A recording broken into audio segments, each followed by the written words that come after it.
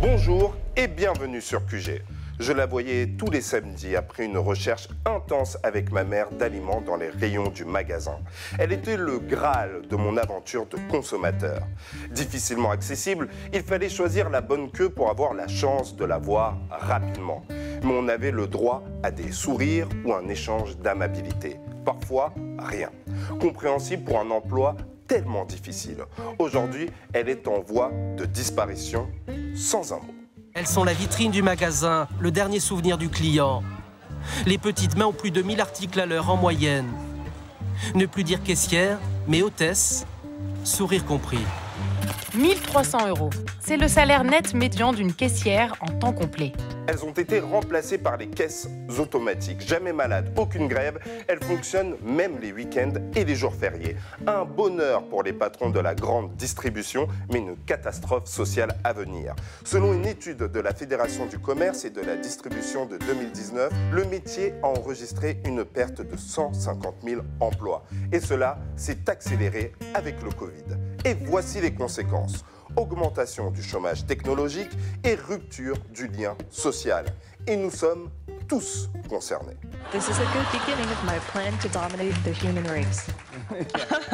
Et tout cela est dû à la révolution numérique, la robotisation ou encore l'intelligence artificielle. Mais les technologies à venir n'ont-elles que des mauvais côtés? Il faut savoir l'utiliser. Le numérique, l'IA ou encore la robotisation permettent pour les entreprises de gagner en compétitivité, de réduire les coûts de production ou encore de relocaliser. Dans un monde où nous utilisons principalement que des technologies étrangères, nous devons reprendre la main. D'ailleurs, c'est l'un des chantiers de France 2030 d'Emmanuel Macron. On va mettre 800 millions d'euros sur le secteur d'activité qui est le vôtre. 400 millions d'euros pour aider la production. Donc exactement votre segment. Et donc aider des acteurs de la production de machines intelligentes, de robots avec du logiciel, de l'intelligence artificielle embarquée. C'est une bien belle proposition pour les métiers industriels et surtout les patrons. Mais le président a-t-il pris en compte l'humain? Une étude de France Stratégie de 2016 souligne que 3,5 millions d'emplois sont aujourd'hui facilement automatisables, soit 15% de l'emploi total. Voici les métiers qui pourraient disparaître dans les 50 prochaines années. Les ouvriers de manutention, les secrétaires de direction, les juristes, les comptables, les bibliothécaires, les boulangers, les maçons, les réceptionnistes ou encore les journalistes. Et la liste est encore très longue. Et sur ce point-là, silence radio.